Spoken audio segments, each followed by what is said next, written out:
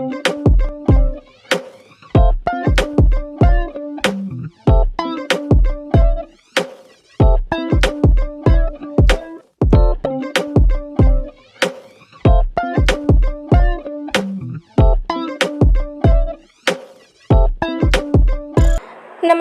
दोस्तों, आज की हमारी कहानी भारत के आज़ादी के ऊपर आधारित है।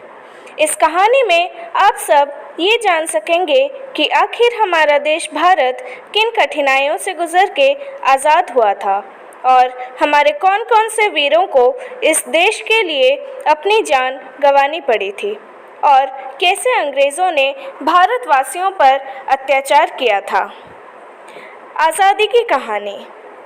अंग्रेज़ों ने भारत पर लगभग 200 वर्षों तक राज किया।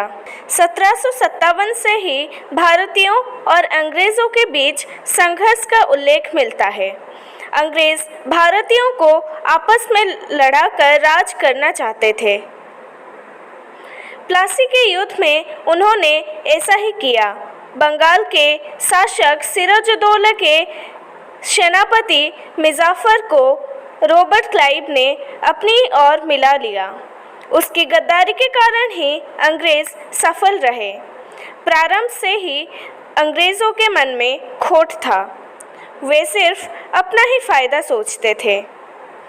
इसी कारण वे यहाँ के जनता पर अपना स्थान नहीं बना पाए। जगह जगह विरोध शुरू हो गया। 1857 तक आते आते इन विरोधों ने एक क्रांति का रूप ले लिया। 29 मार्च 1857 में चर्बी युक्त कारतूस के खिलाफ भारतीय सैनिकों ने विद्रोह कर दिया। मंगल पांडे ने सर्वप्रथम आवाज़ उठाई। उन्होंने कारतूस चलाने से इनकार कर दिया। पलटन की सार्जेंट हडसन मंगल पांडे को पकड़ने के लिए आगे बढ़ा। मंगल पांडे ने उसे गोली मार दी। अंग्रेज़ों ने मंगल पांडे को फांसी की सज़ा दे दी, लेकिन मंगल पांडे द्वारा लगाई चिंगारी बुझी नहीं, बल्कि पूरे भारत में फैल गई। दिल्ली में वक्त खान के नेतृत्व में ब्रिटिश शासन को करारी चोट दी तो कानपुर में नाना साहेब और तात्या टोपे ने, झांसी में रानी लक्ष्मीबाई ने बागडोर संभाल रखी थी। अंग्रेज़ों को ये संदेश बखूबी मिल गया था कि भारत में राज करना इतना आसान नहीं होगा। हिंदू, मुसलमान और सिख सभी ने इस लड़ाई में सक्रिय भागीदारी की और ब्रिटिश सरकार को उखाड़ फेंकने का संकल्प लिया। 1857 की क्रांति के बाद ब्रिटिश शासन की नीतियों में मूलभूत परिवर्तन हुआ। 1 नवंबर 1858 में रानी विक्टोरिया द्वारा ये घोषणा की गई कि भारत का शासन ब्रिटिश के द्वारा उनके द्वारा सेक्रेटरी ऑफ स्टेट से चलाया जाएगा। गवर्नर जनरल को वायसरॉय की पदवी दी गई, जो अब राजा का प्रतिनिधि था। भारत पर ब्रिटिश सर्वोच्चता का सुदृढ़ रूप स्थापित कर दिया गया। अंग्रेज़ों ने वफादार राजाओं, जमींदारों और स्थानीय सरदारों को अपनी सहायता दी, जबकि शिक्षित और आम जनसमूह की ओर ध्यान नहीं दिया गया, जिसका परिणाम ये हुआ कि ब्रिटिश शासन के प्रति घृणा बढ़ती गई। इससे भारतीय राष्ट्रीय आंदोलन प्रारंभ हुआ। इसका नेतृत्व राजा राममोहन राय, बंकिम चंद्र चटर्जी और ईश्वर चंद्र विद्यासागर सुधारवादी के हाथ चला गया। उन्होंने राष्ट्रीय एकता की मनोवैज्ञानिक पृष्ठभूमि तैयार की। 1828 में राजा राममोहन राय ने ब्रह्म समाज की स्थापना की। इसी के समानांतर भारतीय राष्ट्रीय कांग्रेस की नींव सुरेंद्रनाथ बैनर्जी द्वारा 1876 में कलकत्ता में भारतीय एसोसिएशन के गठन के साथ रखी गई। भारतीय राष्ट्रीय कांग्रेस की स्थापना का मुख्य उद्देश्य मध्य वर्ग और आम नागरिकों को संगठित कर राजनीति में आने को प्रेरित करना था। राष्ट्रीय कांग्रेस का प्रथम अधिवेशन 1885 में व्योमेश चंद्र बनर्जी की अध्यक्षता में मुंबई में हुआ। सदी के बदलने के साथ ही साथ लोकमान्य बाल गंगाधर तिलक और अरविंद घोष ने स्वदेशी आंदोलन को चलाया। लोकमान्य ने नारा दिया, स्वतंत्रता हमारा जन्मसिद्ध अधिकार है, हम इसे लेकर रहेंगे। 1907 में कांग्रेस के दो दल बन चुके थे, गरम दल और नरम दल। नरम दल का नेतृत्व गोपाल कृष्ण गोखले, फिरोज शाह मेहता और दादा भाई नारोजी कर रहे थे, जबकि नरम दल का नेतृत्व बाल गंगाधर तिलक, लाला लाजपत राय और विपिन चंद्र पाल, जो कि लाल बाल पाल के रूप से भी जाने जाते हैं, वो सब कर रहे थे। गरम दल पूर्ण स्वराज की मांग कर रहा था, जबकि नरम दल ब्रिटिश राज में स्वशासन चाहता था। हालांकि आगे चलकर ये दल एक हो गए, लेकिन उनमें विचारधारा अलग ही रही। 1919 में रॉलेट एक्ट के विरोध में क्रांति हुई, जिसका परिणाम जलियांवाला बाग नरसंहार था। 19 अप्रैल 1919 को पंजाब के जलियांवाला बाग में वैशाखी के शुभ दिन में ब्रिटिश शासन की दमनकारी नीति के खिलाफ अपना शांति विरोध प्रदर्शन के लिए जलियांवाला बाग में एकत्र हुए थे। अचानक जनरल डायर ने निहत्थों के ऊपर अंधाधुंध गोलियां चलवा दी, जिससे हजारों लोगों की मौत हो गई। इसका बदला क्रांतिकारी उधम सिंह ने जनरल डायर को मार कर लिया। प्रथम युद्ध के बाद 1914 से 1916 तक महात्मा गांधी कांग्रेस के निर्विरोध नेता चुने गए। उन्होंने अहिंसा के माध्यम से देश को आज़ाद करने का मार्ग अपनाया, जिससे भारतीय जनमानस उनके साथ जुड़ा। हालांकि कुछ क्रांतिकारी उनकी इस विचारधारा से सहमत नहीं थे। सुभाष चंद्र बोस, भगत सिंह, चंद्रशेखर आज़ाद, बटुकेश्वर दत्त जैसे क्रांतिकारियों का मानना था कि हिंसक और उग्र तरीके से आज़ादी हासिल की जा सकती है।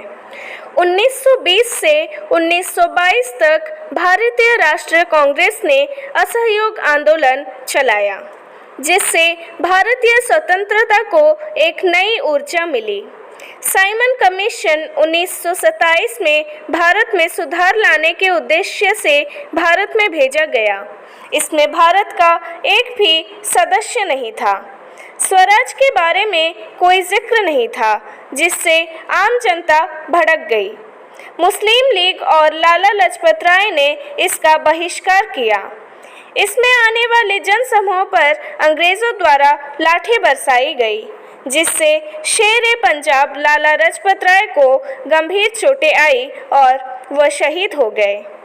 1929 के प्रारंभ में गांधी जी के नेतृत्व में अवज्ञा आंदोलन शुरू हुआ, जिसका लक्ष्य ब्रिटिश सरकार के आदेशों का पूर्णतया विरोध करना था।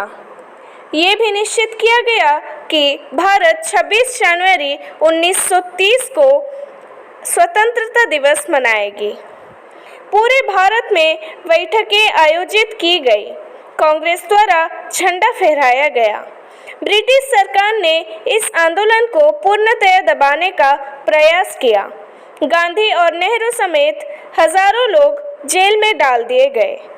इसके बाद ही विदेशी निरंकुश शासन के खिलाफ प्रदर्शन स्वरूप दिल्ली के असेंबली हॉल में बम फेंकने के आरोप में भगत सिंह, सुखदेव और राजगुरु को 23 मार्च 1931 को फांसी दे दी गई। अगस्त 1942 में गांधी जी ने अंग्रेज भारत छोड़ आंदोलन की शुरुआत की, जिसमें उन्होंने नारा दिया, करो या मरो। इस आंदोलन ने अंग्रेजों को भारत छोड़ने पर मजबूर कर दिया। ये आंदोलन सार्वजनिक स्थानों, रेलवे स्टेशन और सरकारी कार्यालयों में शुरू हुआ। जगह जगह तोड़फोड़ और हिंसा से सारा तंत्र अस्त व्यस्त हो गया। कांग्रेस पर प्रतिबंध लगा दिया गया। आंदोलन को दबाने के लिए सेना बुला ली गई। दूसरी तरफ सुभाष चंद्र बोस जन क्रांति के लिए कलकत्ता से विदेश जर्मनी गए। वहां उन्होंने आज़ाद हिंद फौज की स्थापना की। द्वितीय विश्व युद्ध 1939 में शुरू हुआ। भारतीय नेताओं से परामर्श किए बिना भारत की ओर से ब्रिटिश के गवर्नर जनरल ने युद्ध की घोषणा कर दी। सुभाष चंद्र ने जापान की सहायता से ब्रिटिश सेनाओं से संघर्ष किया। अंडमान और निकोबार द्वीप को ब्रिटिश के चंगुल से मुक्त कराया। 1945 में वो जापान की पराजय के बाद हवाई जहाज से सुरक्षित स्थान पर जाने के लिए चले। उनका जहाज दुर्घटनाग्रस्त हो जाने के कारण उनका कुछ पता नहीं चला। नेताजी सुभाष चंद्र बोस की मौत की खबर आज भी रहस्य ही बनी हुई है। उनका नारा था, तुम मुझे खून दो, मैं तुम्हें आज़ादी दूंगा। सुभाष चंद्र बोस ने भारत और विदेशियों को स्वतंत्रता के संघर्ष के लिए आमंत्रित किया। द्वितीय विश्व युद्ध समाप्त होने के बाद ब्रिटिश प्रधानमंत्री रिचर्ड लियोनार्ड के नेतृत्व में लेबर पार्टी शासन में आई। लेबर पार्टी आज़ादी के लिए कुछ सहानुभूति रखती थी। 1946 में एक कैबिनेट कमीशन भारत भेजा गया। इसके बाद ही अंतरिम सरकार के निर्माण का प्रस्ताव भेजा गया। जवाहरलाल नेहरू के नेतृत्व में एक अंतरिम सरकार का निर्माण किया गया। मुस्लिम लीग ने संघटक सभा की मीटिंग में शामिल होने से मना कर दिया, क्योंकि वो एक अलग राज्य पाकिस्तान की मांग कर रहे थे। इसके उपरांत लॉर्ड माउंटबेटन ने भारत और पाकिस्तान के रूप में भारत के विभाजन की योजना प्रस्तुत की। भारत के सामने इसको स्वीकार करने के अलावा और कोई विकल्प नहीं था। 14 अगस्त 1947 की मध्य रात्रि को भारत आज़ाद हुआ। जवाहरलाल नेहरू भारत के पहले प्रधानमंत्री बने। उन्होंने अपने भाषण में कहा कि मध्य रात्रि के घंटे की चोट पर जब दुनिया सो रही होगी, हिंदुस्तान जीवन और आज़ादी के लिए जाग उठेगा। एक ऐसा क्षण जो इतिहास में दुर्लभ ही आता है, जब हम अपने पुराने जगत से नए जगत में कदम रखेंगे, जब एक युग की समाप्ति होगी और जब राष्ट्र की आत्मा लंबे समय तक दमित रहने के बाद अपनी आवाज़ पा सकेगा। हम आज दुर्भाग्य का एक युग समाप्त कर रहे हैं और भारत अपनी दोबारा खोज आरंभ कर रहा है। आशा करती हूँ कि आपको ये कहानी अच्छी लगी होगी। अच्छी लगी हो तो कमेंट करके ज़रूर बताना और लाइक, शेयर, सब्सक्राइब करना मत भूलना।